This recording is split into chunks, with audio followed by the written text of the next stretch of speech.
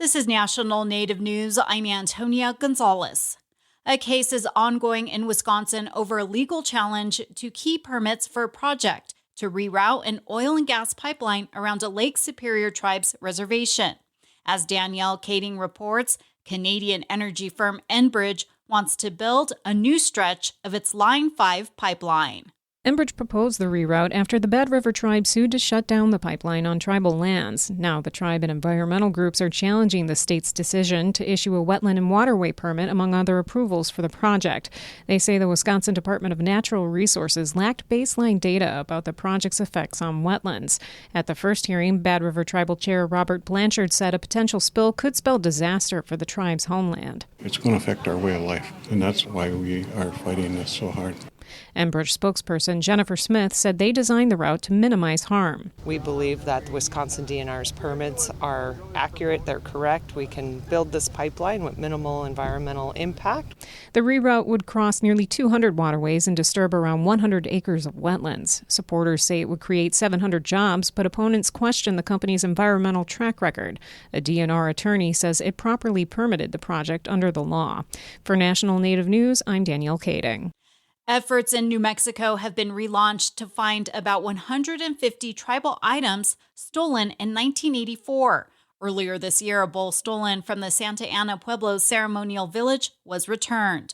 Monica Morell, director of the Santa Ana Historic Preservation Department, says that led investigators to look for more leads on other items. We have right around a dozen objects that we have very close connections.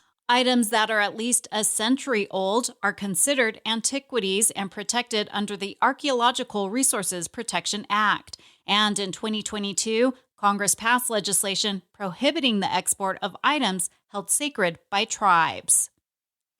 Tributes continue to pour in for Canadian Indigenous actor Graham Greene. He died on Monday of natural causes. He was 73. As Dan Karpinchuk reports, for many critics, Greene had a groundbreaking career. Greene was an Oneida from the Six Nations Reserve in Ontario. Among those who paid tribute to his work was actor Kevin Costner, who described him as a master at work and a wonderful human being. It was with Costner that Greene was nominated for an Academy Award for the film Dances with Wolves. Costner posted one of his favorite scenes from the movie when Greene played the part of Kicking Bird, a Sioux medicine man. Tatanka. Tonka. Here. Tatanka. Dances with Wolves was his big break, and Greene wasn't going to look back. I'll be damned if anybody's going to push me off this heap. I'm going to fight as hard as I can to stay there and get more writers, more actors, more storytellers, more film crews.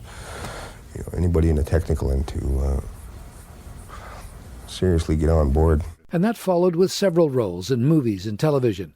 The Stratford Festival in Ontario also paid tribute to Greene, who played Shylock in the 2007 production of The Merchant of Venice and Lenny in John Steinbeck's Of Mice and Men. Greene was also honored with the Governor-General's Performing Arts Award for Lifetime Artistic Achievement. Governor-General Mary Simons said he brought dignity to every character he portrayed.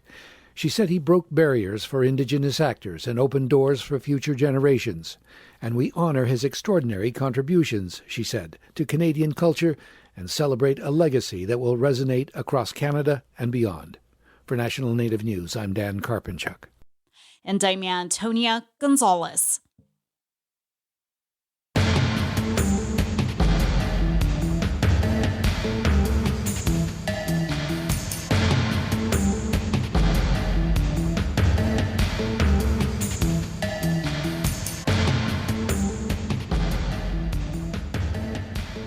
National Native News is produced by Koahnic Broadcast Corporation with funding by the Corporation for Public Broadcasting.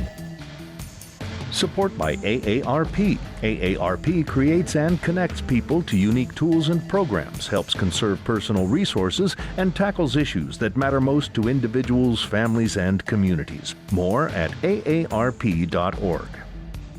Support by Drummond Woodsum, a full-service law firm whose nationally recognized tribal nations practice provides services to tribal nations and their enterprises and to companies that do business with tribes across the country. More at dwmlaw.com.